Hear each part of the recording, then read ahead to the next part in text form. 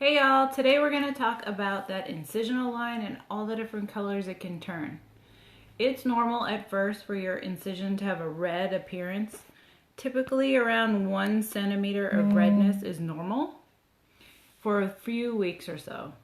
You may even have some purple bruising around the tissue.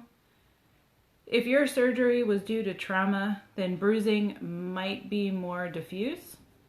And it can usually be associated to wherever that blunt force happened. So for instance, if you fell and broke your hip, you're likely to have a bruise where you landed, and it may or may not match up to where they had to make the incision for your hip surgery.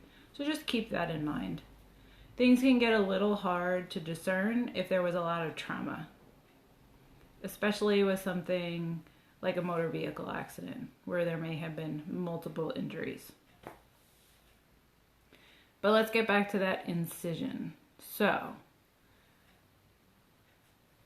if the color of your line looks red and transitions to a little darker, but is really staying very close to the line, then it's probably something that you can let your doctor, nurse, or therapist be aware of, but they may just tell you to watch it. It never hurts to have somebody else take a peek though. You can expect that color is going to fade over time in the next few days or weeks. It may even look a little purple as you heal, and that's okay as long as you're talking about just the line. There are lots of things that you can do to protect your incision. If it's open or leaking at all or starts to, make sure that you let someone know and keep it covered.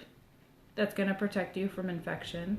If it's closed, you can use a mild oil to help keep it moisturized. Something like coconut oil or like natural aloe vera is good. It's going to help keep the skin moisturized and prevent cracks in the skin where infection can get in. You want to make sure you eat good, right? We want to avoid the processed foods, avoid the white stuff, get in lots of fruits and veggies and protein, and drink your water. Do your exercises. Talk to your therapist if you have any questions. Getting moving helps get that lymph and the blood flowing. That's going to help you heal. So whatever you can move, start moving. Do not smoke. This limits blood flow. You need to watch your blood sugar if that's an issue for you. If you feel a sneeze or a cough coming, brace for impact and definitely don't fall down. Be careful. Now, if everything's going well, be aware that most infections can happen within a month or so after surgery. So if you have any openings, make sure you let someone know, especially if you've had hardware implanted in your body. Those devices are susceptible to infection and failure at any time. So be vigilant. It never hurts to let somebody know. Dark purple or black in color is not good. So if the purpleness starts to fade, like spread, that's not good. It could be a lack of blood flow. The tissue may be dying or infection may be setting in. However you slice it, this is a compromise of healthy tissue. You may note that your incisions are starting to spread. There may be parts that are pulling apart. This absolutely requires medical attention.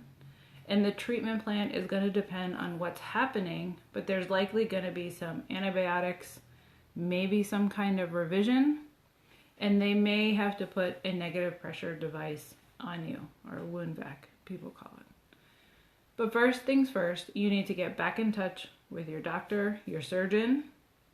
If you don't have a wound specialist, you feel uneasy about the status of your incision, maybe you've been told everything looks okay, but you feel uneasy about it, you can reach out to me. My name is Heather Flexer. I'm a doctor of physical therapy. I'm a certified wound specialist.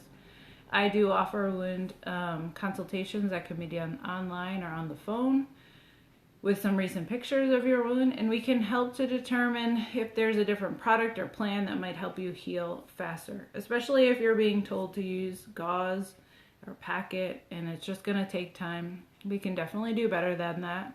You can reach out to me here wherever you're seeing this video, or you can send me an email at betterwounds@gmail.com. Thanks, hope you found this useful. Please share it.